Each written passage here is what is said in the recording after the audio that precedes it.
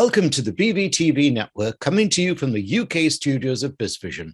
I'm your host, Malcolm Gallagher. Now, this is episode 2 in the BVTV Next-Up Trilogy with unretirement expert and author, Welcome Back Victoria Tomlinson. Hello, Victoria. Hello, Malcolm. Thank you for having me back. Well, do you know, this is very exciting because we're not too far away from each other geographically. Normally, I'm all over the world, but, you know, I could just wave at you out of my window almost, but we're so in sync about what the potential is for people in what we call third age or silverpreneurs. Now, in my opening piece in episode 1, I mentioned my encounters with ageism at 50, which was alarming at the time. Do you think that still exists today? And what do you think are the principal challenges that us silverpreneurs have in starting and growing a business? I've never experienced ageism, and until recently I thought it was because I'm very high energy. She says rather kind of all about me, but I was chatting to somebody the other day and she said it's the ageism is when you start applying for jobs when you're over 50. That's when you hit it. And what we were saying was, if you try and get jobs, roles, opportunities, whatever you want to call them, through people you know, network always sounds a bit grand, doesn't it? But if you sort of start trying to speak to people you know, you don't hit ageism then. So that I thought was a really good tip that came out of that. Now, what are the challenges? I think mindset is a lot of it. If you think you're going to get ageism, you probably will, because you're kind of almost sitting your stool out. If you go in there, I mean, maybe I have experienced it, but I've not noticed it there with the ageism. But I think one of the biggest challenges is technology. And I have a big bugbear about this, because I think people were allowed to excuse themselves from getting into tech some years ago, and it was sort of, oh, older people don't do that. And I think that's a really oldism sort of thing to do. So I think really people should make sure that they stay up to date. That's about mindset. I can do this.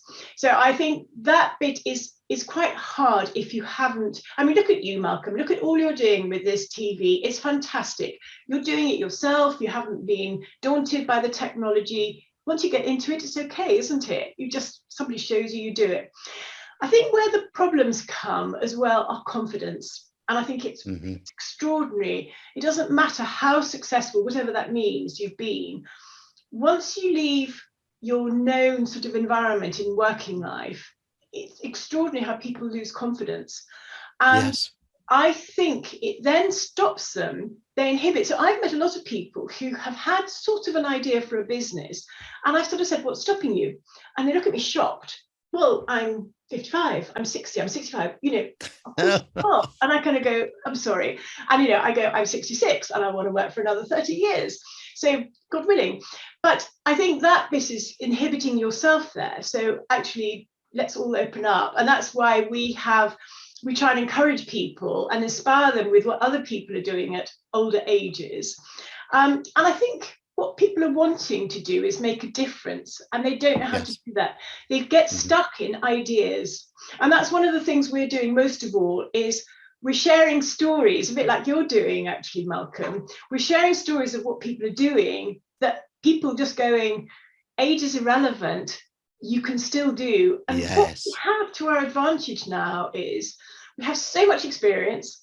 We have contacts to die for. You know, you've met so many people by our age that you can tap into, and using things like LinkedIn, dare I say, or Facebook or whatever, it's so easy to find people and connect and things. So I think we have so many advantages. And most people know, you know, if you want to start something, they kind of know someone who can help you, you know, find an accountant or whatever. That bit's not the challenge. I think it's more about what do I do, and then having the confidence to do it. I'm so, again, so in tune with you. I'm worried about it, Victoria, because for example, I was talking to one guy the other day about starting a business. He says, well, what can I do? I mean, I've for the last 30 years, I've worked for BT. So, you know, what can I and his mindset was so just on the job there. He doesn't realize what he'd learned and what he knows about technology, as you say there, because he'd just been in a job doing it, rather than realizing that what he was learning was of value post leaving BT. Yes. Well, I'm thinking about one person I know who started a business. So she had quite a large garden, and she started growing flowers for people who are doing weddings. You know that people want to do it with no air miles now. Yeah. And then a friend of hers said, "Look, I've got a field or whatever. Would you like to use that?" And she's now growing 4 acres of land. Her husband does the digging. Lucky her. He does all the hard work. And it's such a nice story. So she's been on courses. She went on the RHS courses on, growing professionally. She joined something called Flowers from the Farm, which is a network, and I think that's really good at this age, to go and meet other people who are doing this and to learn about things. And she takes part in, I think it's called WeWork or Workway or something like that, and she takes in people from around the world. They put them up in their house, and so she's had someone from Peru, from Japan, Hungary, and sometimes it's a couple of friends or can be a couple. And they have them for a couple of weeks, and they give them dinner and they learn about other cultures. They help them in the garden. And she's also taken on older apprentices. And she just says, the fulfillment there, she's having fun. She said, I am making some money. It's kind of not about that, but it's washing its face as a business, but she's just loving what she's doing. And I think, though, doing this work that at Silverpreneurs, as we call it, keeps you young. And I've got a friend again who, when he was in his 50s, he said, "Oh, I wish I could retire." And I said, "No, Nigel, we're the same age, And sadly, he just then stopped working in his mind, and now he's got a problem with Alzheimer's, and because he stopped challenging himself. He stopped challenging. You know what, Malcolm? I can't find this, but I keep hearing people saying there is research around that says there's a very high death rate of people who retire within 2 years. Once you lose purpose, it makes you really vulnerable to mental and physical illnesses. When you lose that sense of why you get up in the morning that we were talking about. And I think there's something here. And we've been working with Leeds City Council, and we've been getting our generation to mentor tech entrepreneurs, and they love what we're doing. There's so many opportunities for intergenerational to go on, both learning and helping each other. And actually, that's what we need to do as society. We can't just have an older generation sitting in a nursing home. It's a complete waste of time and money. And actually, we need to find ways to get everybody working together and everybody invigorating each other and learning from each other.